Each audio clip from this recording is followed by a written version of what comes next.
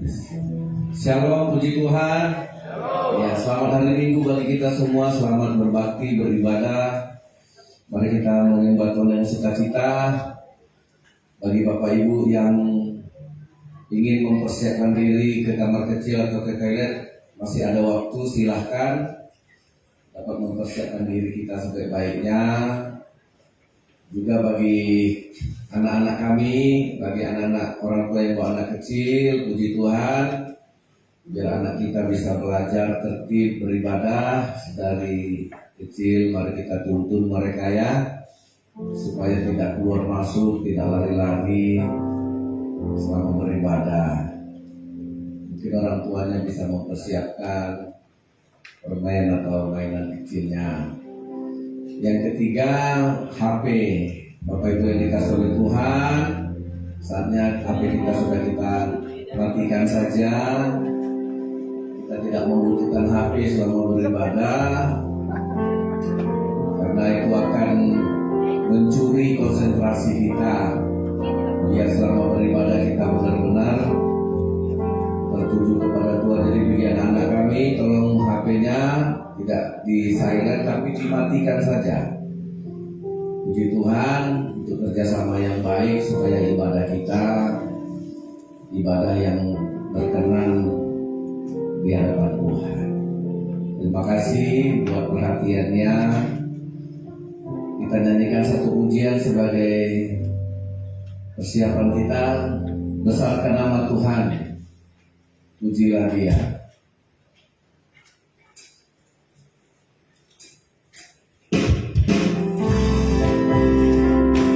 Tuhan yang ajaib, Tuhan yang kuasa. Besarkan nama Tuhan, pujilah Dia.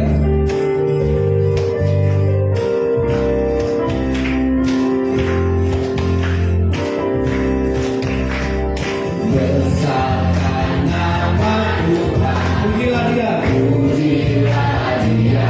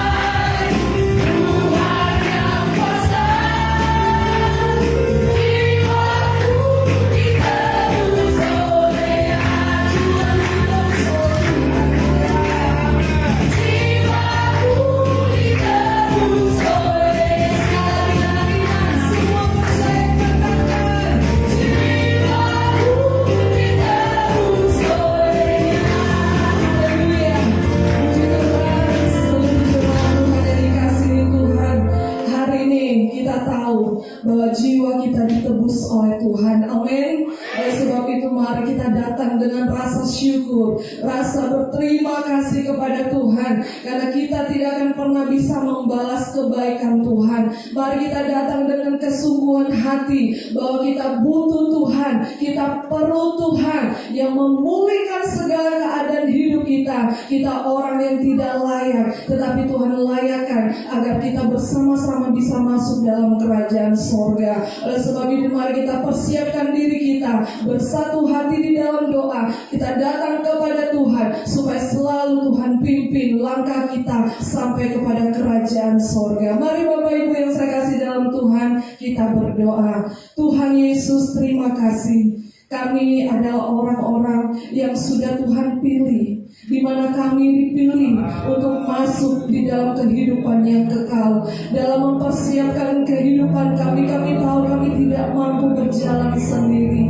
Kami perlu pimpinan-Mu Tuhan, yang merupakan pribadi yang menuntun kami di jalan yang benar, agar kami tidak menyimpang ke kiri dan ke kanan, tetapi kami tertuju arah mata hati kami kepada kebenaran firman-Mu, keselamatan yang Tuhan sudah berikan untuk kami tetap ada di dalam jalan keselamatan itu. Oleh sebab itu hari ini Tuhan kami datang sebagai umat yang membutuhkan Tuhan, sebagai umat yang memerlukan Tuhan, yang menjadi penuntun langkah hidup kami. Terima kasih Tuhan, biarlah hari ini kami bersuka cita, kami masuk di dalam bait-Mu, kami masuk menikmati kasih karunia-Mu untuk kami diperbaris hari demi hari dengan segala keadaan yang terjadi di akhir zaman ini. Kami tahu kami tidak mampu, kami tidak kuat Tuhan, kami perlu turut campur tangan-Mu dalam hidup kami. Oleh sebab itu hari ini biarlah ibadah kami ibadah yang berkenan di hadapan-Mu, karena kami perlu Tuhan, kami butuh Tuhan. Biarlah Tuhan hadir di tempat ini, menjamah kami, memulihkan keadaan kami, melepaskan kami dari segala ikatan belenggu kuasa kegelapan dosa yang membuat kami menjauh dari Tuhan. Oleh sebab itu hari ini Tuhan, lepaskan kami Tuhan, supaya kami beroleh keselamatan yang luar biasa dari Tuhan. Terima kasih Tuhan, kami mau lebih lagi masuk dalam hadirat-Mu, kami mau bertemu dengan pribadi-Mu, kami mau menikmati kemurahan Tuhan. Biarlah Tuhan hadir, Tuhan jamah, Tuhan memberkati hidup kami. Semua jemaat Tuhan yang rindu dan haus akan Tuhan, mari sama-sama katakan amin, haleluya. Saya undang semua kita bangkit berdiri. Bapak Ibu yang saya kasih dalam Tuhan, hanya Tuhan yang sanggup mengubah hidup kita, hanya Tuhan yang sanggup menerima kita apa adanya. Hanya Dialah Tuhan Yesus dalam kehidupan kita. Mari kita agungkan Dia. Segala perbuatan Tuhan sungguh ajaib dalam hidup kita. Haleluya, haleluya. Bapak Ibu boleh bersalaman kiri kanan, memberkati satu sama lainnya. Katakan Tuhan Yesus memberkati, Tuhan Yesus mengasihimu, Tuhan Yesus memberikan jalan keluar. Pasti hari ini terjadi sesuatu. Kita pulang tidak sama ketika kita datang di tempat ini. Kita menjadi pribadi yang berbeda karena Tuhan ada dalam hidup kita. Haleluya, haleluya, puji Tuhan.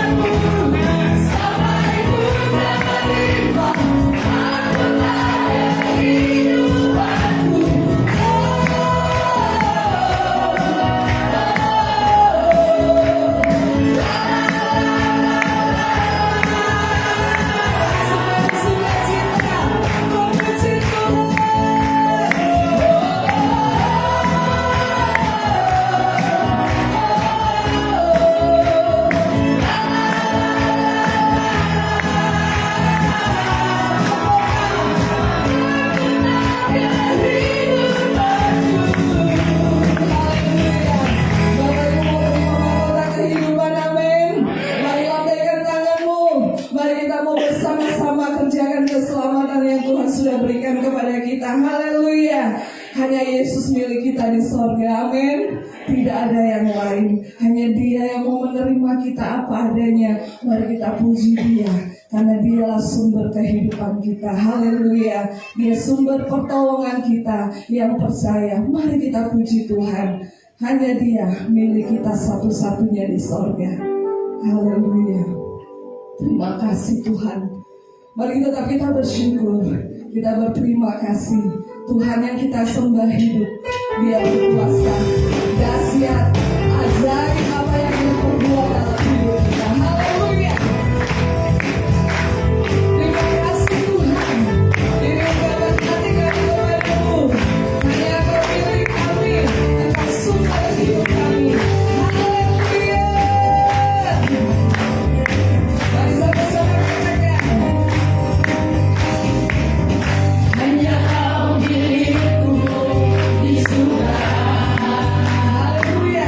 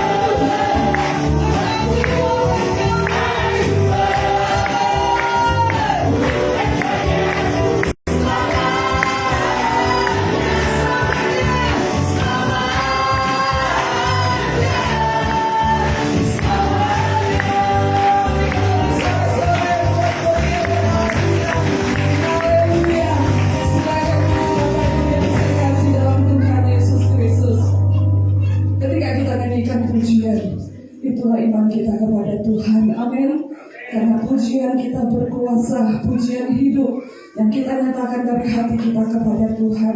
Mari kita lebih dalam lagi, kita menikmati hadirat Tuhan.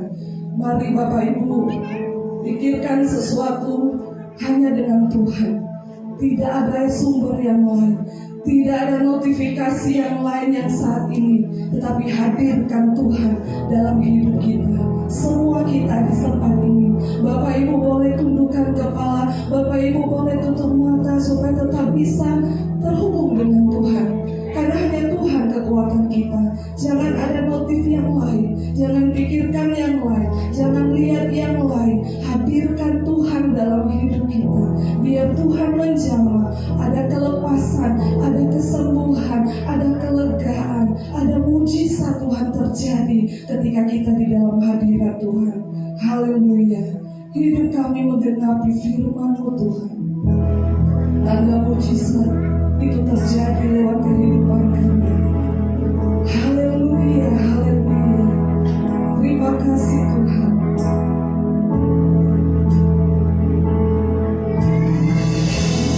Kau sempurna dalam rencana-Mu dan karya-Mu. Ku serahkan hidup.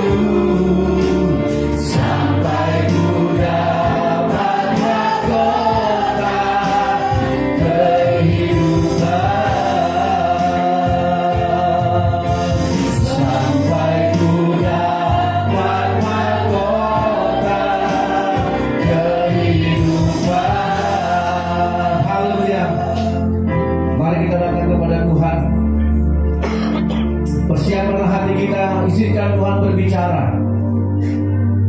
Izinkan Tuhan berbicara dengan hati yang percaya. Kami datang kepada Allah kami yang hidup. Elohim Adonai, Elohim Adonai, Elohim Eloheinu Echad. Allah Bapa kami yang bertata di kerajaan sorga. Allah yang kudus dan mulia, datanglah kerajaan-Mu Tuhan. Lawatlah kami umat-Mu. Jamahlah kami setiap pribadi.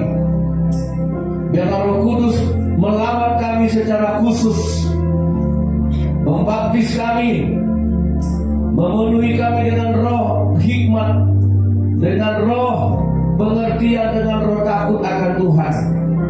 Di dalam nama Yesus, Tuhan hancurkan segala roh jahat, benteng-benteng musuh, pikiran-pikiran duniawi kami, dosa kami yang menjadi penghalang, kedagingan kami, hawa nafsu kami yang menyesatkan kami ke dalam kebinasaan, Tuhan hancurkan. Kami buka hati kami Tuhan, biar Roh Kudus bekerja sehingga kami menjadi ciptaan yang baru, dilahirkan kembali sebagai anak-anak Allah yang mewarisi kerajaan sorga.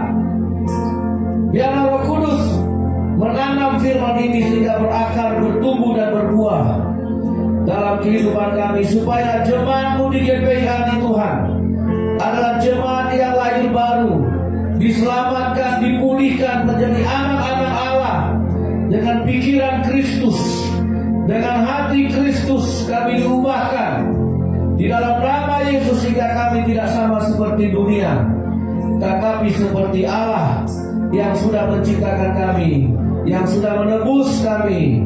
Dalam nama Yesus, semua kita yang percaya berkata amin. Puji Tuhan. Silakan duduk. Haleluya. Shalom. Ya, keras semangat. Shalom. Ya, saudara yang dikasih oleh Tuhan, tentunya kita di sini adalah orang-orang yang kita klaim adalah orang-orang yang percaya kepada Tuhan. Ya, kita sudah menganggap diri kita adalah seorang yang Kristen, seorang yang percaya, seorang yang sudah memiliki agama dan kepercayaan. Menurut kita, karena kita mungkin dilahirkan secara genetik dari keturunan Kristen. Nah, saudara, saya tadi pagi mendengar kesaksian seorang anak pendeta. Ya, dari kecil, dari bapaknya dia sudah pendeta. Dari dalam kandungan saya sudah ke gereja katanya. Karena ibunya sering ke gereja. Ibunya ibu gembala, bapaknya pendeta. Ya, dia disuruh bapaknya baca Alkitab tiap hari. Di meja makannya itu hanya ada 2, Alkitab dan rotan.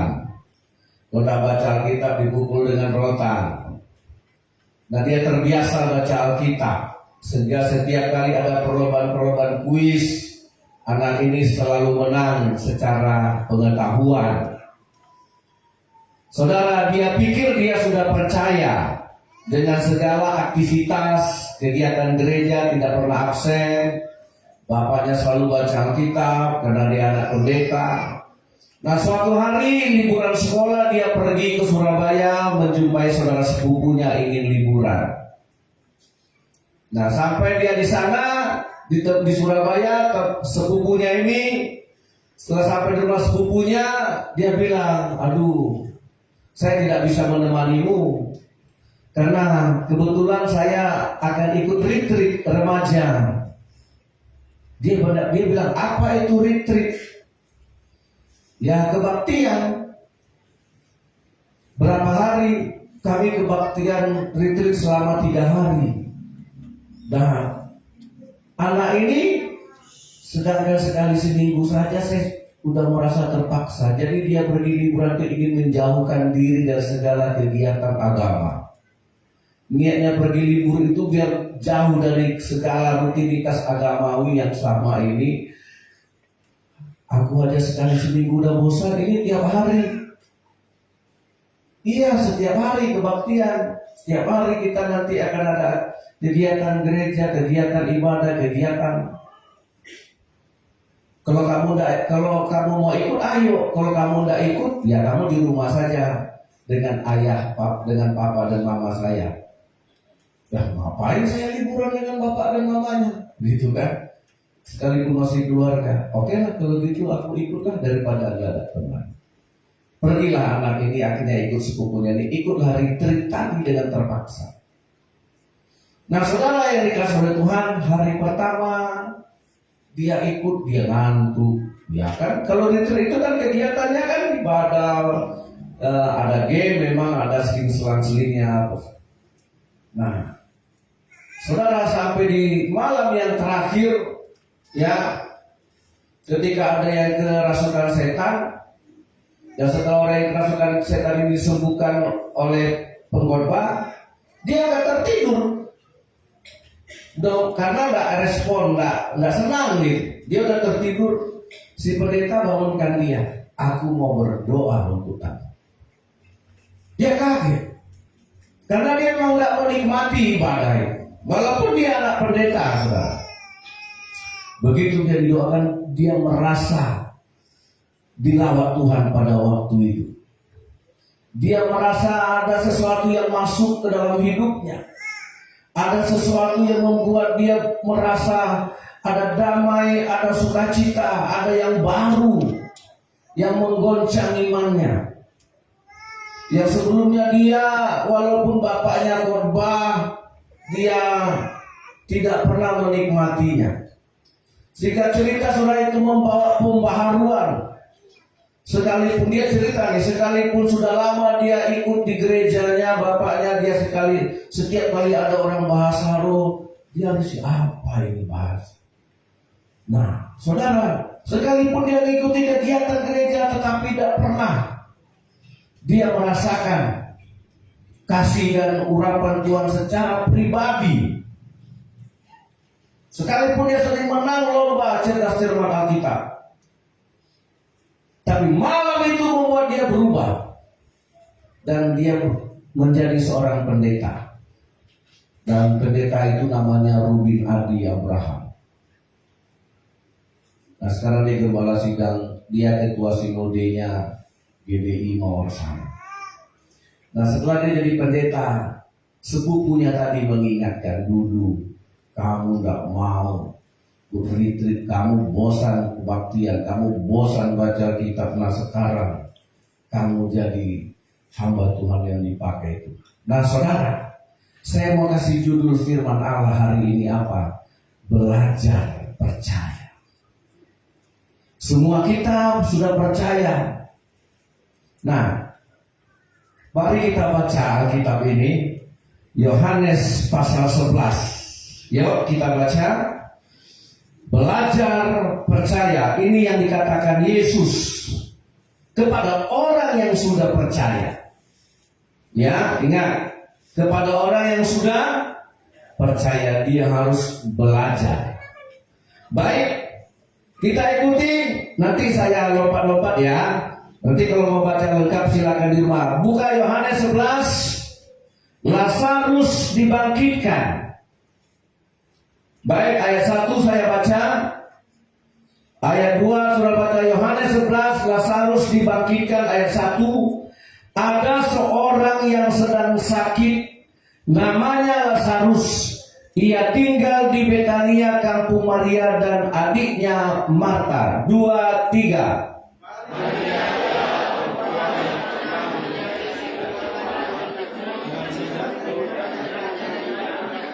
Nah, Maria ini orang percaya, Marta ini orang percaya, Lazarus ini orang percaya, bukan orang awam ya. Mereka orang-orang percaya yang sering menerima Yesus.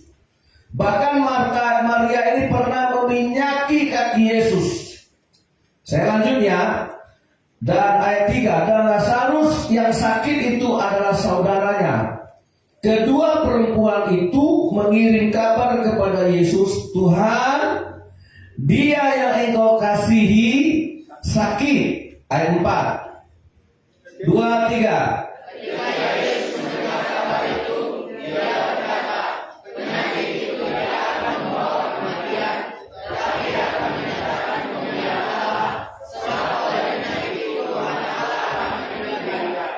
Yesus memang mengasihi Marta dan kakaknya dan Lazarus. Ayat 2, 3.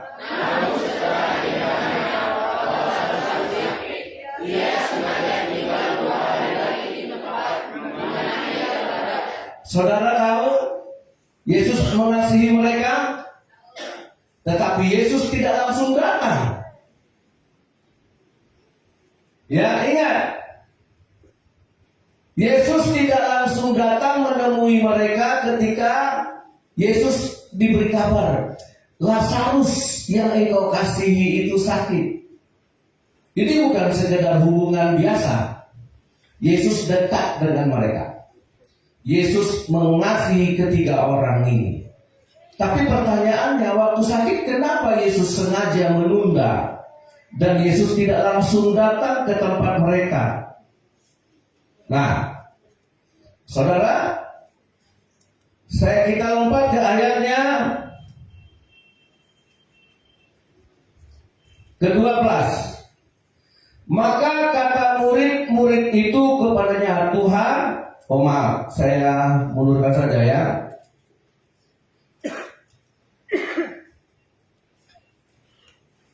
Ayatnya yang ke-9. Nah ya, kita ganti-gantian lagi. Jawab Yesus, bukankah ada 12 jam dalam satu hari? Siapa yang berjalan pada siang hari kakinya tidak akan terantuk karena ia melihat terang dunia. Tetapi jikalau seorang berjalan pada malam hari, kakinya terantuk karena terang tidak ada dalam dirinya. Ayat 11, silakan.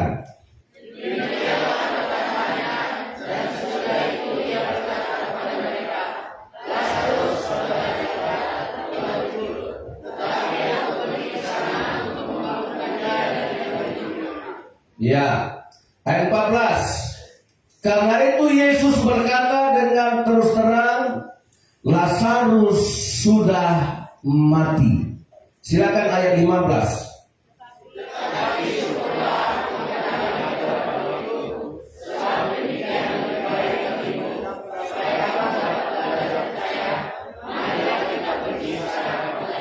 Ya, Lazarus sudah mati.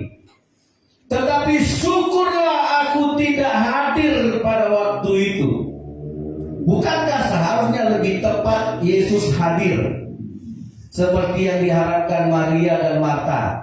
Sesungguhnya waktu yang tepat Yesus hadir bukankah waktu sedang sakit.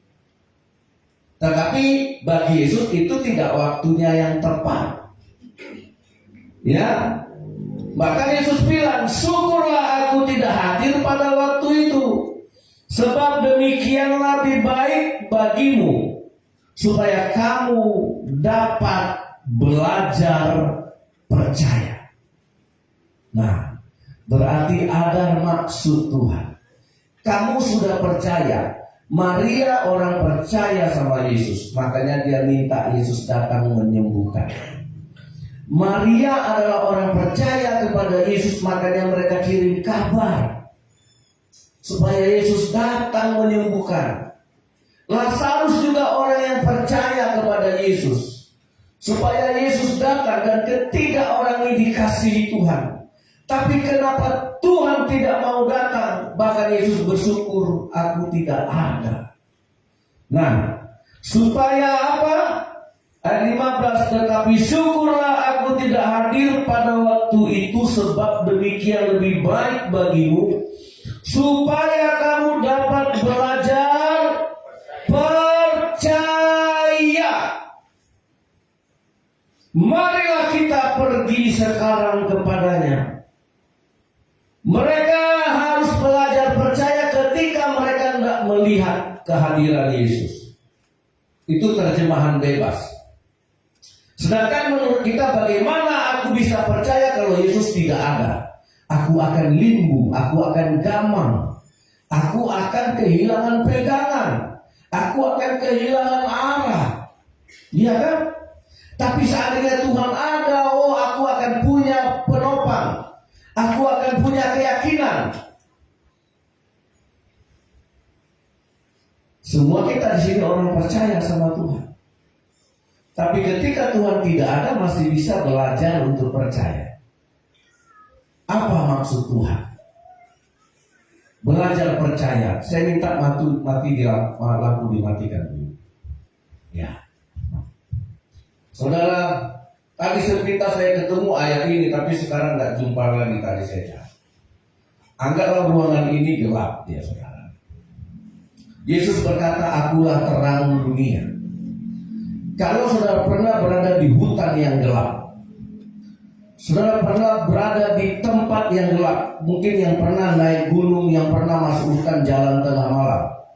Ya, kami dulu kalau jalan di hutan tengah malam, saudara, nah di sekitar kita gelap, kita nggak tahu, bahkan di kiri kanan kita itu jurang. Seperti orang yang jatuh di pendaki gunung Brasil, yang jatuh di gunung apa itu yang di Sumba itu, gunung apa Ben? Gunung Rinjani. Itu impian pendaki loh saudara. Dulu anak gereja kita siapa? Yang anak Polkam yang pernah ke Rinjani itu. Kalau orang dari gunung ya pasti pengen. Itu kiri kanan di letter E itu semuanya jurang. Tapi karena dijalani malam hari, tidak nampak itu jurang. Nah di tengah kegelapan, di semua sudut pandang gelap, terus dari kejauhan kita hanya melihat satu terang. Ya, ini akan nampak. Apapun di sekitar kita gelap, kita nggak tahu. Di sini nggak nampak, di sini nggak nampak. Nun jauh di sana kita melihat ada setitik terang. Kita tidak akan pedulikan. Kita akan cari terang itu tanpa menghiraukan di sekitar kita. Saudara, tanpa tahu di sekitar kita itu ada apa. Jadi yang nampak sama kita itu hanya terang saja. Bagaimana kita sampai ke tempat terang itu? Bagaimana kita sampai? Nah, kalau saya nyalakan ini, jangan-jangan yang lain punya asumsi lain. Bagi yang pernah dugem, kalau Nusar Aqua begini aja.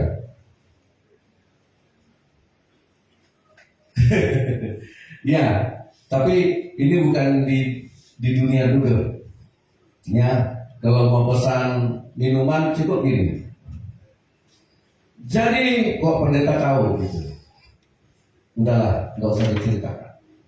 Jadi saudara, ya, kalau di sekitar kita gelap, di sekeliling kita gelap, maka yang nampak hanya terang. Pasti nggak saudara yakin bisa mencapai terang ini? Kita akan berusaha bekerja keras, nggak peduli kiri kanan kita apa. Aku akan sampai ke sana. Setelah siang baru kita lihat, wih, rupanya yang kita lewati itu jurang. Rupanya yang kita lewati kemarin itu batu-batunya. Ayo cerita lagi lampunya. Saudara, dalam hidup ini seolah kita tidak ada pegangan, saudara. Tidak ada yang menolong. Saudara tidak tahu, keluarga tidak tahu, sahabat tidak tahu, orang tidak tahu kesusahan kita, orang tidak tahu pergumulan kita. Tidak ada orang yang berempati dengan kita. Tidak ada orang yang mau peduli dengan kita. Orang lupa dengan kita. Bahkan Yesus waktu itu pun tidak datang waktu Lazarus sakit. Yesus sedang mengajar mereka untuk percaya. Yesus yang belajar. Makanya saudara yang dikasih oleh Tuhan, ketika tidak ada apa-apa, ya ketika gelap gulita, seperti yang dikatakan Tuhan, pada mulanya dunia ini gelap gulita. Ya, pada mulanya dunia ini kosong. Pada mulanya dunia ini hampa. Tapi Roh Allah melayang-layang di atas permukaan air. Maka berfirmanlah Allah, sehingga yang gelap tadi jadi terang, dunia yang tadinya kosong jadi berisi. Jadi di mana Allah mulai di mana Allah mulai saudara pelajari untuk mempercayainya. Di saat kita ditinggalkan, di saat tidak ada yang bisa kita andalkan, di saat tidak ada yang bisa mengerti kita, tidak ada yang bisa kita andalkan, harta tidak punya, apa-apa tidak punya. Nah, saudara yang dikasih oleh Tuhan, ya, kita lanjutkan. Kita lihat di sini ayat 17. Lanjut ke ayat 17. Maka ketika Yesus tiba, didapatinya Lazarus telah 4 hari berbaring di mana? Waktu Yesus datang, Lazarus itu sudah 4 hari di dalam kubur. Sangat-sangat terlambat. Ya, tapi lihat saudara, di dalam kondisi seperti itu, Betania terletak dekat Yerusalem, kira-kira 2 mil jauhnya. Di situ banyak orang Yahudi telah datang kepada Marta dan Maria untuk menghibur mereka berhubung dengan kematian saudaranya. Silakan ayat 20. 2, 3.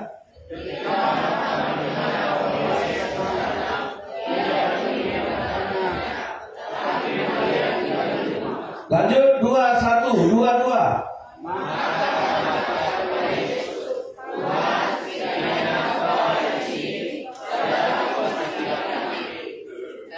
Terus ayat 22, 2, 3.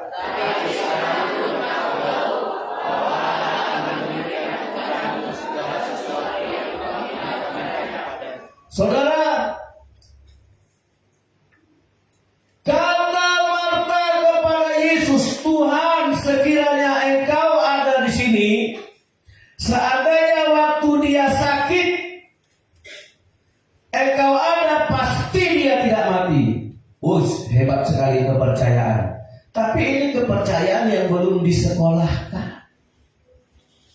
Minta langsung ada, ingin ini langsung ada, mau ini langsung dapat. Oh, aku percaya. Bukankah kita diajar teologi yang seperti itu?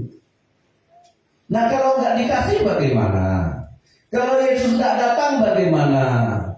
Kalau Yesus tidak hadir bagaimana? Yesus tidak jawab doa kita gimana? Cemberut kah? Langsung malas, langsung ngambek.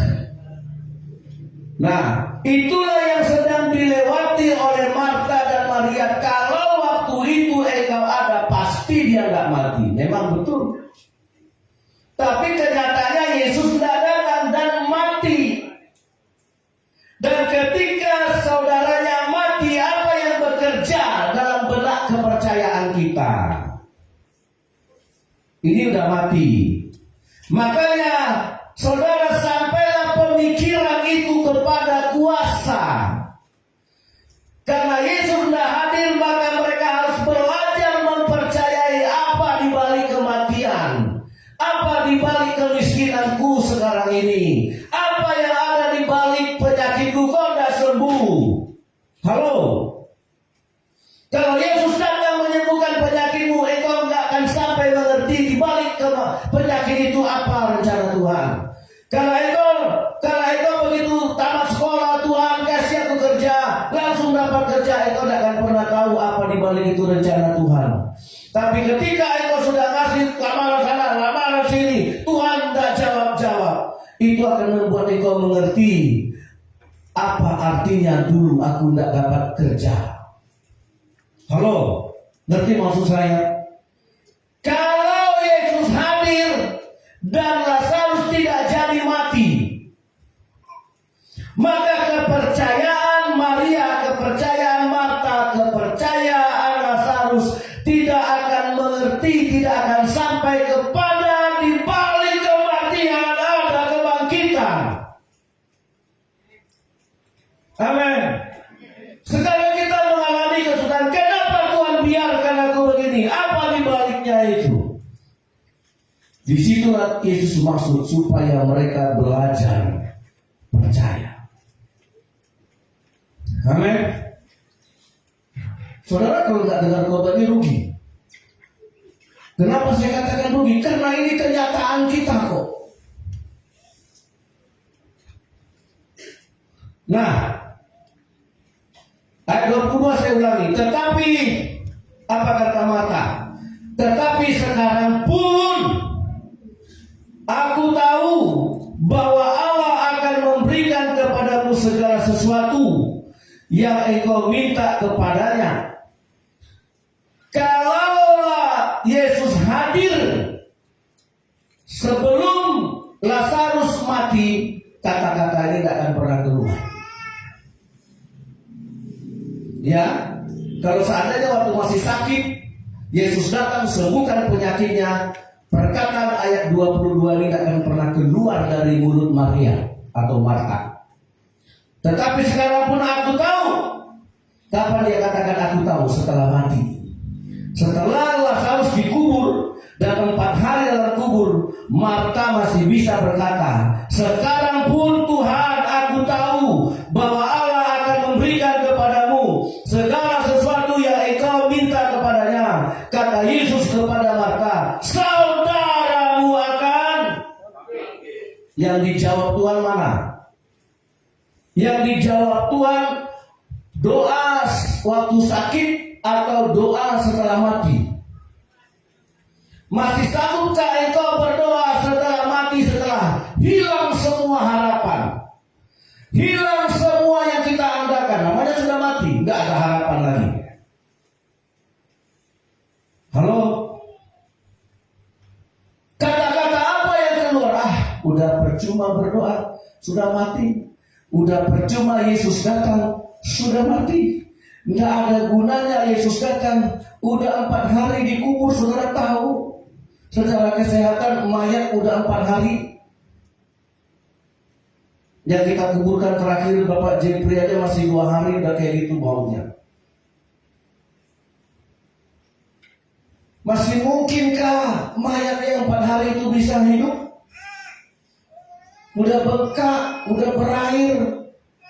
Ada keluar dari hidung, dari telinga, dari mulut. Organ tubuh itu 4 hari udah rusak. Itu ada ibu dokter.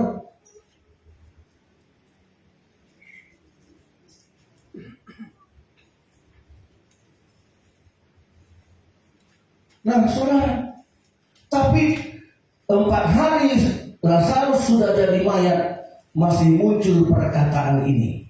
Tetapi sekarang pun aku tahu bahwa Allah akan memberikan kepadamu segala sesuatu yang engkau minta kepadanya. Betapa kenalnya dia Yesus. Saudara kenal tidak sama Tuhan? Kalau Tuhan tidak hadir waktu saudara menangis di rumah sakit, terus Tuhan tidak sembuhkan, masih bisa mengenal siapa Tuhan, apa rencana Tuhan, apa maksud Tuhan di balik penyakit ini kok tidak sembuh, sehingga mendatangkan kematian. Nah, apa rencana Tuhan di balik kematian ini? Nah, kenapa Yesus datang setelah mati? Kenapa Yesus tidak datang waktu sebelum mati? Itu bisa dijawab kalau saudara belajar percaya. Amin. Nah, makanya ini orang-orang yang percaya tapi belum pernah belajar. Saudara, saya yakin kita semua percaya, tapi kepercayaan kita maunya Tuhan aku sakit langsung sembuh. Kalau tidak sembuh gimana? Kalau sampai mati gimana? Nah, disitulah Tuhan proses kita. Aku tidak datang, biarkan dia sakit, bahkan sampai mati. Nanti setelah mati baru aku datang. Bahkan Yesus bilang, syukur aku tidak datang waktu kamu sakit, syukur aku tidak hadir waktu kamu sakit.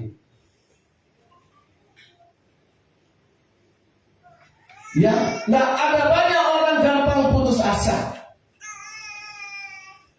Ada banyak orang menyerah dengan rumah tangganya, ada menyerah dengan persoalannya, dan dia tidak pernah tahu apa di balik ini.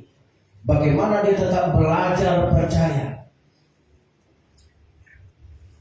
Ayat 25, maka sampailah kepercayaan itu kepada satu titik final yang diinginkan Tuhan, baru kepercayaan itu menjadi kepercayaan yang lulus uji. Ayat 25, 2, 3. Jawab Yesus, akulah kebangkitan dan hidup. Barang siapa percaya kepadaku, ia akan hidup walaupun ia Nah, sudah sampai kepercayaan Marta pada kebangkitan? Sudah. Karena sudah melewati yang namanya kematian. Itu yang Yesus maksud belajar. Bahwa inti tujuan kepercayaan itu tidak hanya bisa mengalahkan penyakit. Bahwa inti, ingat ya saudara, inti dan tujuan Yesus mengajar kita percaya, tidak hanya sekedar yang miskin jadi kaya, yang sakit jadi sembuh, yang gagal jadi berhasil. Tetapi inti dari percaya kepada Tuhan, disuruh Tuhan kita belajar supaya yang mati bisa hidup, dan itu harus kita alami. Amin. Nah, kalau Yesus hadir sebelum mati, bisakah kepercayaan mereka diasah sampai pada kebangkitan? Enggak kan? Dia tidak tahu itu kebangkitan karena dia tidak tahu itu kematian. Tapi Yesus biarkan. Saudara tahu bagaimana seekor burung Raja Wali mengajar anaknya terbang? Ayo bapak-bapak, orang tua kita kadang-kadang kalah dengan burung Raja Wali. Anak kita tidak bisa terbang. Burung Raja Wali, tidak ada anak burung Raja Wali yang tidak bisa terbang. Ya, ini anak-anak kita ini kalau dia anak burung bisa terbang nggak? Seharusnya udah bisa terbang, tapi masih merengek-rengek. Karena saya mendengar dari orang yang sukses, orang yang berhasil, yang kaya. Kenapa banyak anak orang kaya tidak bisa sukses seperti bapaknya?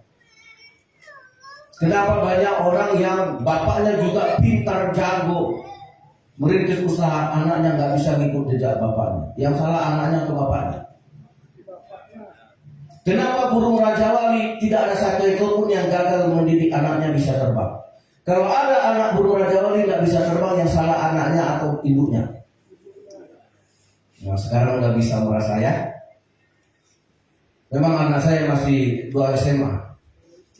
Kenapa? Pertanyaannya, karena orang sekarang, karena bapaknya sukses, dia kecualikan anaknya. Yang seharusnya anaknya itu jalan kaki pulang bisa, dia bilang, cukuplah bapak dulu ya jalan kaki, kau tidak usah jalan kaki, dikecualikan. Sehingga anak itu tidak boleh jalan kaki. Ya, saudara, dulu ada anak pendeta, dia punya 1 orang anak perempuan. Pernah saya cerita, ketika ada pelayanan di penjara, semua teman-temannya sibuk angkatin barang. Anak pendeta ini dibilang bapaknya, kau tidak usah ikut, biar jalan mereka. Mereka bisa kok. Anak ini dikecualikan, tidak usah kau capek, baru pangkuaraki. Jadi apa anaknya? Baru kuliah tingkat 1 udah banyak utangan pinjol. Masuklah foto anaknya ini ke Facebook, masuklah ke grup WA. Kan semua itu dihubungi pinjol, dikeluarkan nama wajahnya. Hutang tidak bayar bla bla. Bapaknya melihat itu kaget, loh. Dipikir bapaknya ini hoax.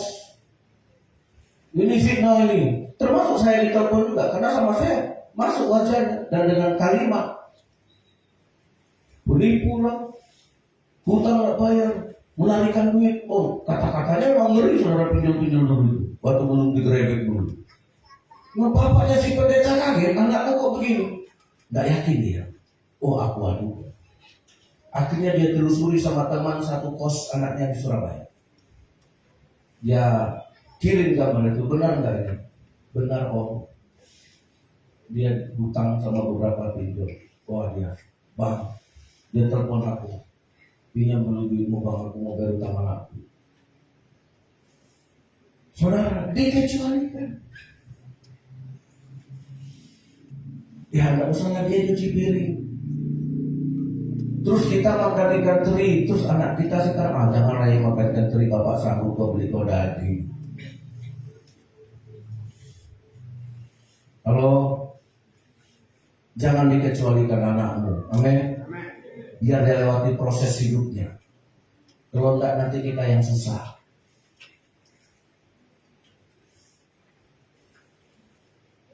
Burung Raja Wali, dia mendidik anaknya seperti Tuhan juga mendidik kita. Sengaja Tuhan gak hadir supaya mereka belajar menghidupi Tuhan yang gak nampak, belajar meyakini Tuhan sampai dilewati kematian, sampai hari pertama, hari kedua, hari ketiga, hari keempat. Tapi begitu jumpa dengan Yesus, kepercayaan mereka, aku percaya. Nah saudara, kalau burung Raja Wali mendidik anaknya terbang, pertama dia mulai rusak sarangnya. Nah sarangnya burung Raja Wali itu kan berlapis-lapis. Yang terakhir dengan daun, dengan apa? Daun-daun yang lembut, yang kering. Itu mulai dicabut, mulai dilepas. Dan tinggal ranting-ranting yang alot, kan batang yang alot itu duri-duri, berduri yang alot itu yang bisa dibentuk melingkar-melingkar kayak mahkota duri Yesus itu. Iya kan? Nah itu kan alot itu kan tahan itu. Dilingkar-lingkar kan gak patah. Tapi tanaman kayak gini berduri. Nah ketika daun-daun dan kayak apa kering tadi diambil, tinggal itu anaknya mulai gelisah. Ini hidup membuat kita tidak nyaman, dan dia mulai nggak betah di sarangnya. Ya mulai gelisah karena yang mereka hadapi di sarang tinggal ranting-ranting berduri itu. Kesenggol sakit, aduh, ya kan? Nah sekarang anak kita disuruh mandi hujan langsung demam kan? Karena nggak pernah dikasih mandi hujan. Nah kita dulu hujan petir sama aja kawan. Iya. Kemarin hari hujan saya bawa anak saya berenang. Hujan dari atas, hujan basah juga di kolam renang. Dia paling kalau sakit saya bati. Nggak ada naik kolam renang. Hujan-hujan mandi. Saudara, jangan nanti silek karena kita tidak kurang tahan. Setelah sarangnya dirusak, akhirnya dibongkar sama induknya.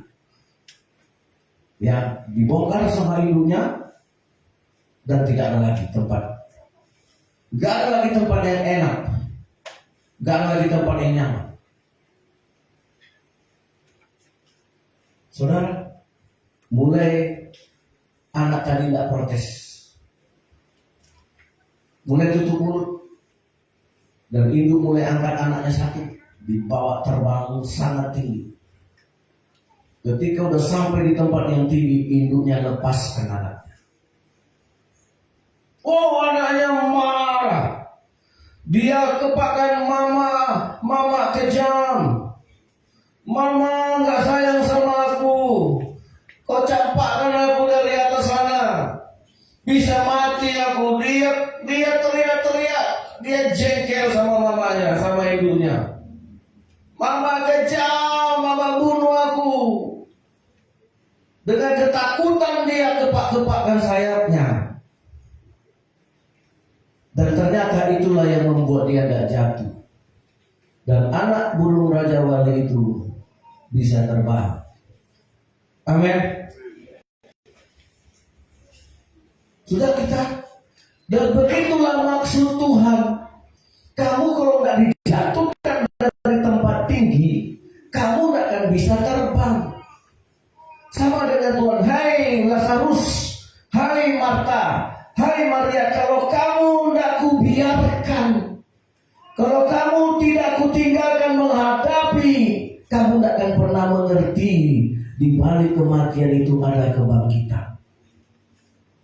Tapi satu hal, lambat atau cepat, Tuhan tidak pernah meninggalkan kita dan tidak pernah terlambat. Amin. Nah, sudahkah kita belajar percaya? Sekarang mungkin kita, oh aku udah percaya. Kita baru kepercayaan dengan modal sedikit.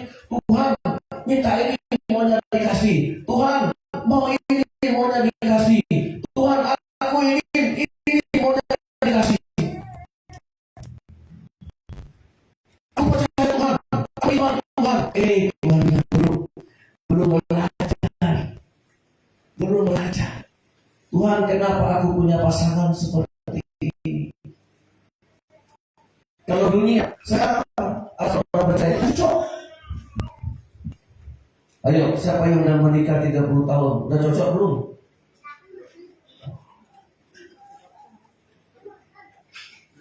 Enggak kan pernah cocok. Satu cowok, satu cewek. Makanya karena manusia sekarang punya alasan enggak cocok, maka dicarilah pernikahan sejenis. Yang laki-laki menikah sama laki-laki, yang perempuan menikah sama perempuan. Itu tambah tidak cocok lagi. Bahkan saudara, ada orang tidak mau menikah, yang laki-laki tidak mau menikah dengan laki-laki, yang laki-laki tidak mau menikah dengan perempuan. Dia pelihara anjing. Oh, saudara pernah lihat anjing mati disemayamkan? Oh, dibikin altar itu, dikasih lilin, ditaruh mayat anjingnya di situ. Semua orang datang nangis. Oh, kita maunya sebelum mati dipotong loh, biar sempat dinikmati. Saya pikir ini kematian, saya lihat dan di syuting dekat, rupanya anjing. Rest in peace.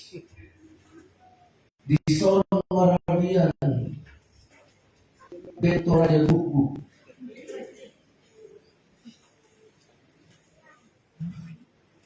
Ada.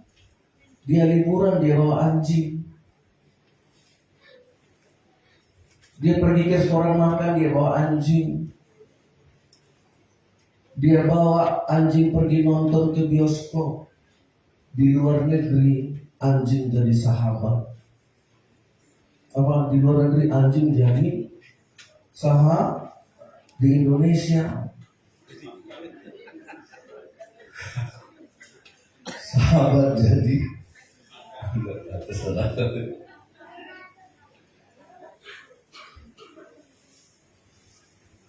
tapi nggak ada di sini ya.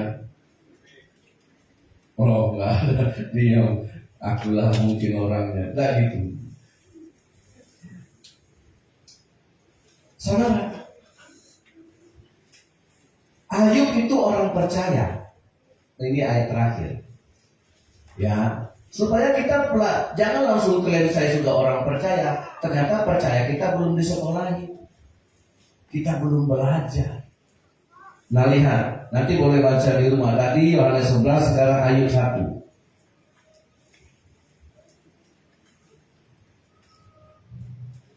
Ayub pasal 1, mulai ayat 1 saya baca ya. Nah lihat, di sini diklaim Ayub itu sudah percaya kan? Ayub pasal 1 ayat 1. Ada seorang laki-laki di tanah Uz bernama Ayub. Orang itu saleh dan jujur. Ia takut akan Allah dan menjauhi kejahatan. Orang percaya? Ya. Ia mendapat 7 anak laki-laki dan 3 anak perempuan. Lengkap? Udahlah kaya, punya anak banyak untuk mewarisinya. Ya. 10 loh saudara. Ayat 3. Ia memiliki 7.000 ekor kambing domba, 3.000 ekor unta, 500 pasang lembu, 500 keledai, betina dan budak-budak dalam jumlah yang sangat besar, sehingga orang yang terkaya. Apa kita isu percaya? Tapi ketika Allah mengizinkan iblis untuk menguji kesalehannya, kejujurannya, bahkan untuk menguji kepercayaannya. Ingat, Ayub mendapat cobaan yang begitu berat. Ya, satu-satu miliknya mulai diambil apa? 7.000 ekor kambing sudah dirampas, 3.000 ekor unta dirampas juga, 5.000 pasang lembu juga dirampas. Nanti semua boleh baca ayat turunannya ya. Kalau kita baca nanti kelamaan. 500 keledai kekayaannya mulai dirampas, rumah, ladang, semua ada orang Seba, ada orang Kasdim, dihantam apa petir, angin rumah roboh, tanaman terbakar, turun api dari langit, habislah ini. Tidak ada. Tapi tidak ada itu saja. 7 anak laki-lakinya pun mati ketika berpesta, rumahnya roboh, semua anaknya ditimpa mati. Nah, yang tinggal apa? Nah, makanya supaya kita tahu kepercayaan kita disekolahkan sama. Ketika kita harta, jabatan, pangkat, sama dengan Ayub tadi. Tinggallah satu yang dimiliki Ayub, kepercayaannya sama Tuhan. Masih bisakah dia mengandalkan kepercayaan itu ketika dia sudah tidak punya penopang lagi? Kekayaan sudah tidak ada, harta sudah tidak ada.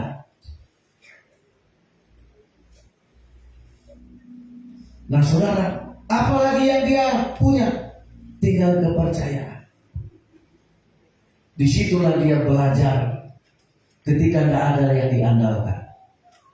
Saudara, Ayub masuk sekolah itu supaya dia belajar percaya. Nah, baca saudara ayat terakhir. Inilah buah bahwa Ayub itu berhasil ketika segala sesuatu yang ada padanya diambil. Tidak ada perlindungan Tuhan sama dia. Tidak ada pertolongan Tuhan pada waktu anaknya meninggal. Tidak satu pun anaknya disisakan oleh Tuhan. Ayat 20. Maka berdirilah Ayub, lalu mengoyak jubahnya dan mencukur kepalanya, kemudian sujudlah dia dan menyembah. Silakan baca 2, 3.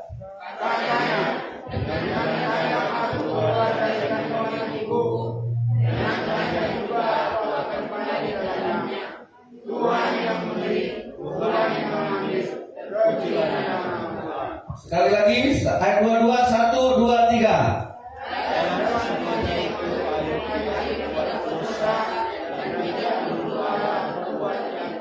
Nah, ini orang percaya. Dalam semuanya itu Ayub tidak berbuat dosa. Kan itu yang Tuhan mau inginkan dari kepercayaan kita. Amin.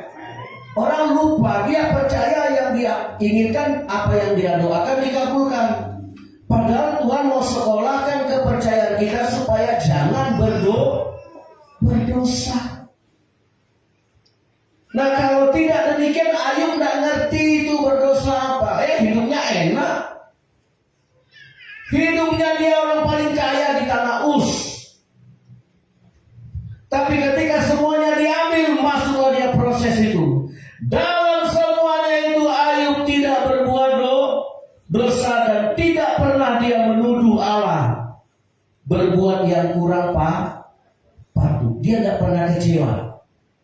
Itu tandanya dia percaya. Apapun yang terjadi dalam hidupku ini, kasih-Mu Tuhan lewat gunung yang tinggi maupun lembah yang dalam, tak pernah kuragukan kasih-Mu Tuhan. Amin. Di mana dia katakan itu? Setelah semuanya diambil, tinggal kepercayaan saja. Dan kepercayaan itu tidak pernah membuat dia berdosa. Dan dia tidak pernah menuduh Tuhan berbuat yang kurang, Pak. Kita baru gak dijawab doa kita udah ngambek. Tuhan gak sayang sama aku. Tuhan gak peduli. Halo, kita nyanyikan lagu itu. Kita datang kepada Tuhan. Saya yakin semua kita sudah percaya. Tapi Yesus berkata, belajarlah. Belajar percaya kepada Tuhan. Di kunci F.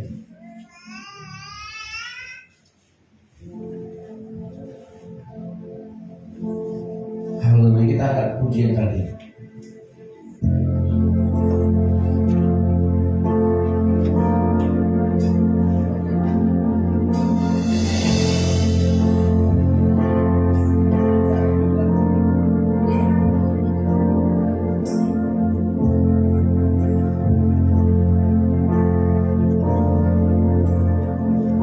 Kau bersabda,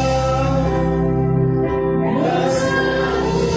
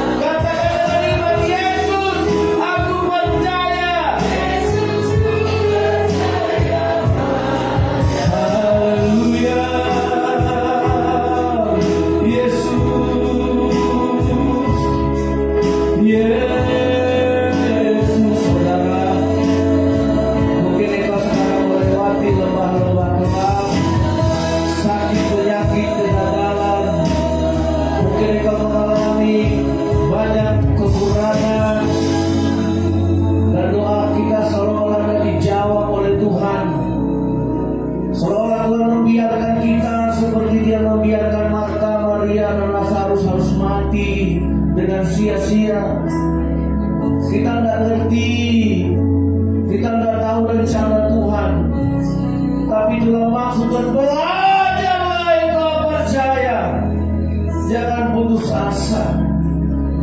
Di balik kematianmu ada kebangkitan. Ayub orang yang percaya. Ketika diambil hartanya, diambil kekayaannya, dia tetap menjadi orang percaya. Karena Alkitab bilang, Ayub tidak berbuat dosa dan tidak menuduh Allah. Sehingga pada akhirnya Tuhan sanggup menggantikan kekayaan Ayub yang hilang itu menjadi kekayaan yang 2 kali lipat. Allah bekerja. Tapi Allah izinkan kita hari ini belajar percaya. Tidak menjadi Kristen yang kanak-kanak, yang langsung nangis begitu kita nggak dapat permen, begitu cengeng kita karena yang kita minta nggak dapat. Belajar percaya di balik kesusahan kita ada kemenangan, di balik penderitaan ada kemuliaan. Jangan putus asa. Ayub yang dulunya orang paling kaya, dia bisa menjadi orang paling miskin. Dulu anaknya 10, sekarang 1 pun tidak ada. Dulu tanahnya banyak, sekarang 1 pun tidak ada. Yang tinggal pada Ayub cuma kepercayaannya. Dan Allah sedang mendidik dia untuk belajar percaya ketika dia tidak punya apa-apa. Ingat saudara, Tuhan mendidik kita percaya ketika di saat kita tidak punya apa-apa. Disitulah murni belajar kita kepada Tuhan. Karena tidak ada yang kita andalkan selain Tuhan. Tidak ada orang yang mengerti saudara. Kesusahan kita orang tidak ada yang tahu. Tidak ada yang peduli sama kita. Tidak usah nangis. Tuhan izinkan itu supaya kau belajar hari ini. Di balik kemiskinan Ayub yang secara mendadak itu, Tuhan sediakan kekayaan yang 2 kali lipat sampai dia percaya. Di hadapan kita ini sudah ada roti. Roti ini adalah tubuh Yesus, dan anggur ini adalah darah Yesus. Saudara imani hari ini, apapun yang terjadi dalam hidup ini tetap percaya, supaya kepercayaan kita itu bertumbuh dengan benar bahwa Tuhan tidak pernah meninggalkan kita. Sekalipun kematian itu bukan akhir dari segala-galanya. Tuhan Yesus berkati roti ini menjadi tubuh, dan berkati anggur ini menjadi darah Yesus yang kami imani, yang kami percayai, supaya kami mengalami Yesus yang hidup di dalam kami, supaya kami mengalami kuasa kebangkitan kemenangan Yesus yang sejati. Tidak hanya melewati kemiskinan dan penyakit, bahkan sanggup melewati kematian, kebinasaan. Untuk itulah kami percaya kepada Tuhan. Kami terima ini dengan iman dalam nama Yesus. Amin.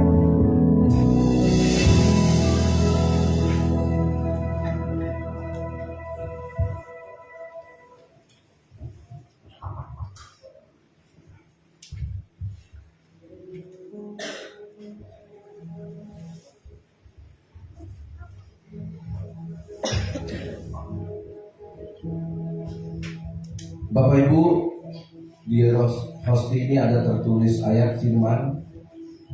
Bapak Ibu boleh merenungkannya.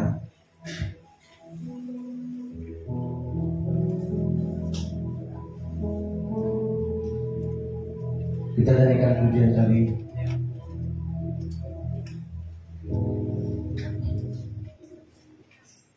Direnungkan bagi anak-anak kami SMA.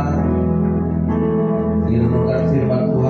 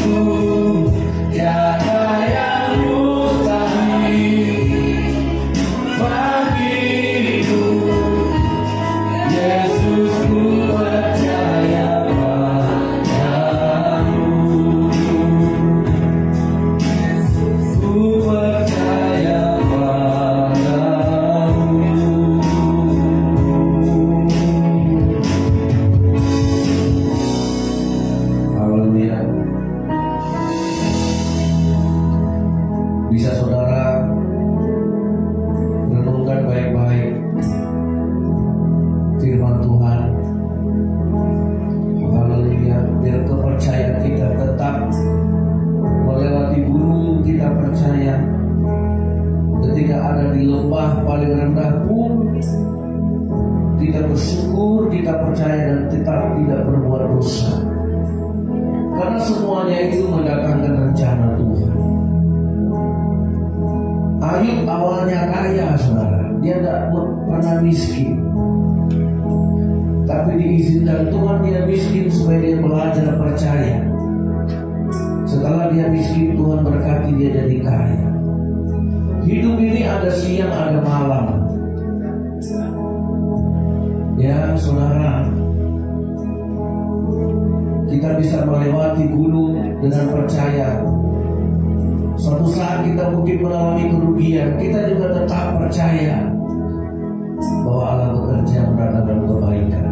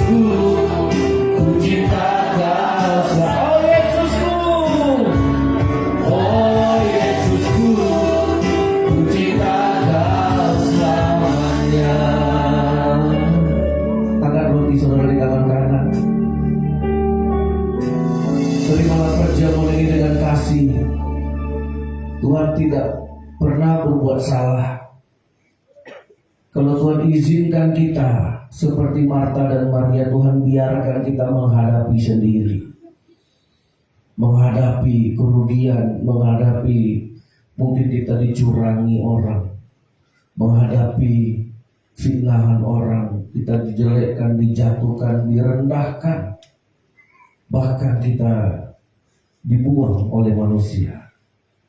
Percayalah tetap kepada Tuhan, belajar percaya. Orang gak ngerti kita, orang gak peduli kita,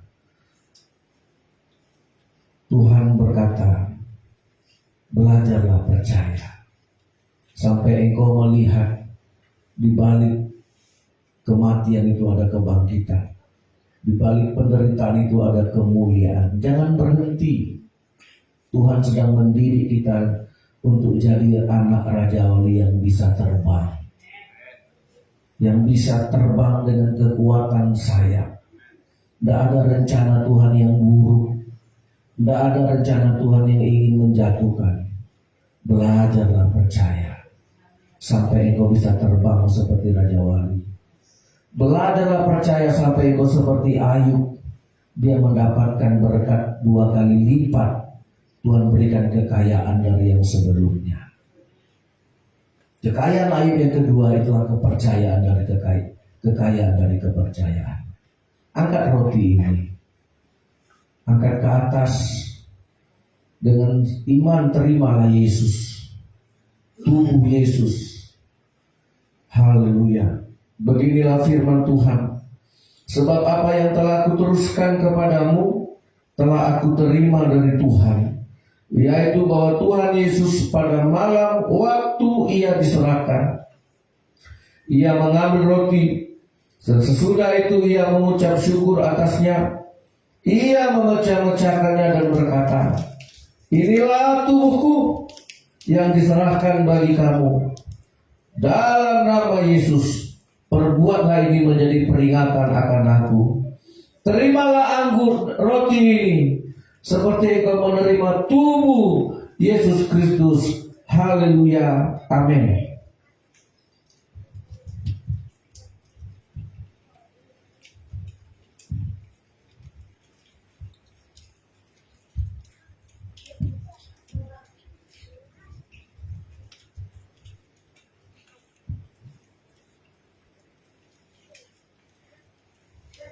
Angkatlah cawan di tangan-tangan. Haleluya. Demikian juga Yesus mengambil cawan sesudah makan lalu berkata, cawan ini adalah perjanjian baru yang dimateraikan oleh darahku. Perbuatlah ini setiap kali kamu meminumnya menjadi peringatan akan aku. Demi nama Yesus yang bangkit dari antara orang mati, terimalah anggur ini sebagai darah penebusan Kristus, darah kemenangan, darah perjanjian. Haleluya. Amin.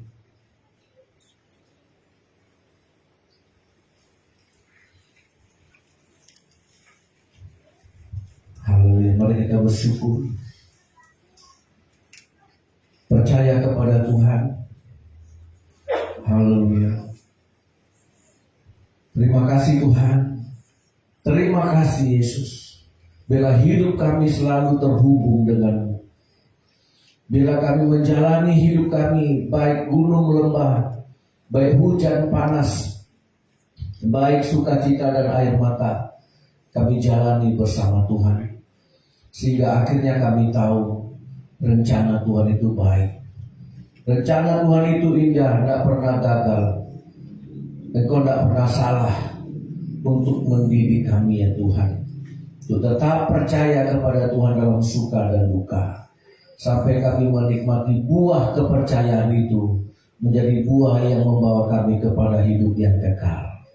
Haleluya. Amin.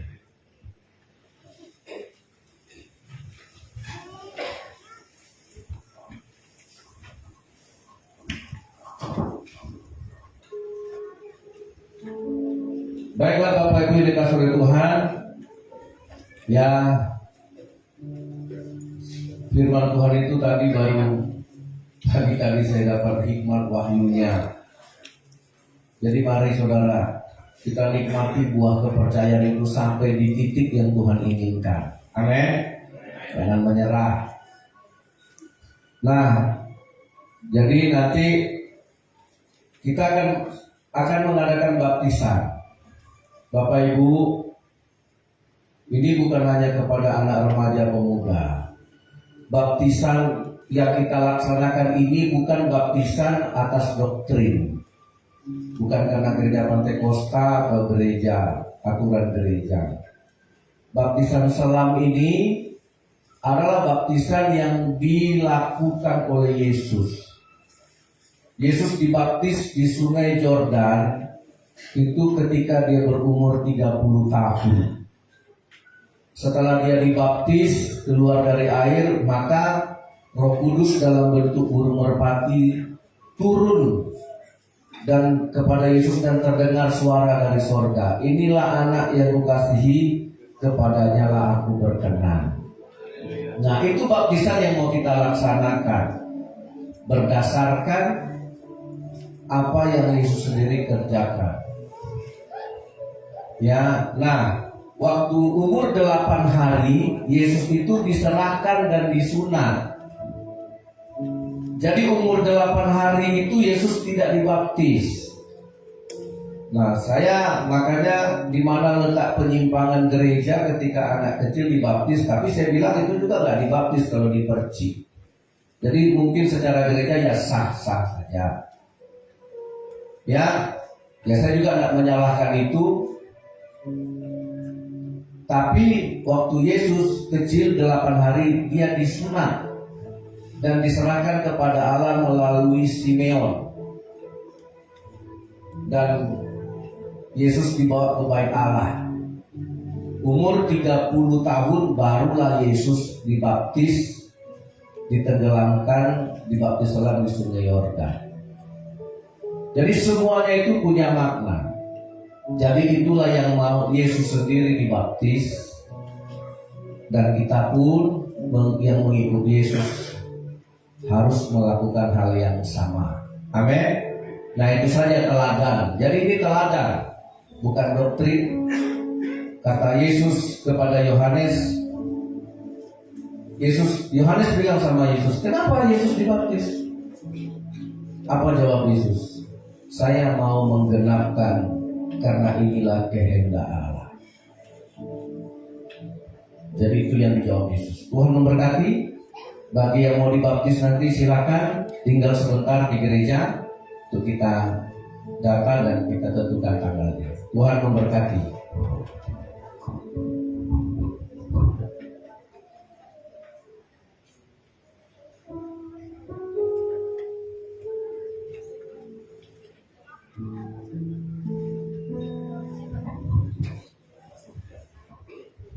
Puji Tuhan, kita sudah mendengar firman Tuhan, kita diberkati dengan firman Tuhan.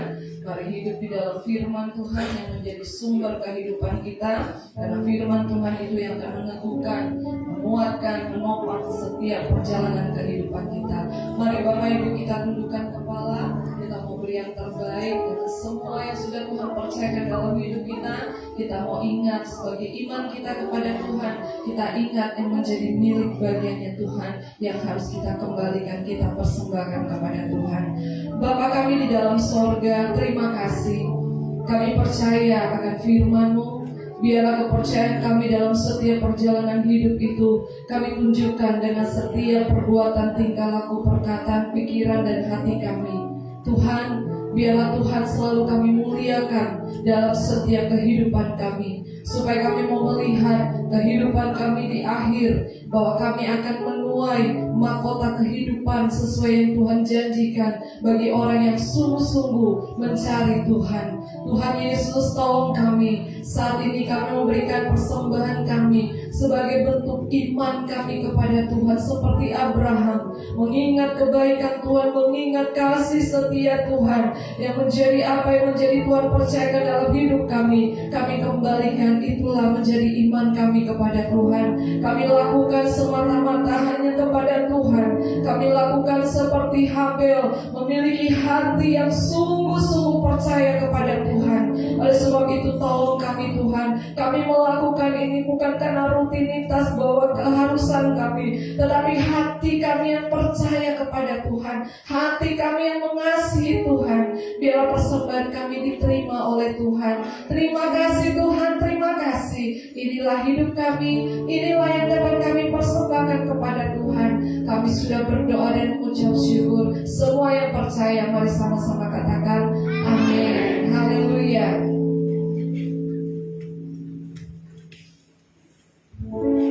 Hati kita rindu selalu kepada Tuhan, amin. Dan kita mau tetap melayani Tuhan lewat apapun yang Tuhan percayakan dalam hidup kita lakukan untuk melayani, memuliakan nama Tuhan. Haleluya.